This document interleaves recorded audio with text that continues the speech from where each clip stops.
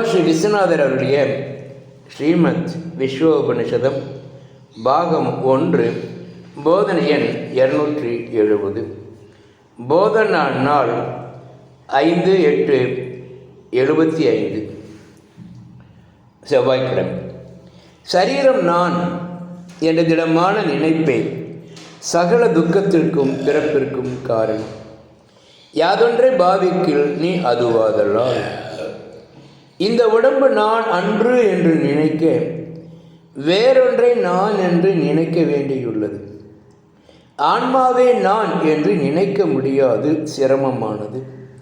அதனால் சாட்சியே நான் என்று நினைத்து பழகி வந்தால் தேகாத்ம புத்தியுடன் திரிபுடி நீங்கியே தீரும். அச்சமயம் சாட்சியும் போம்.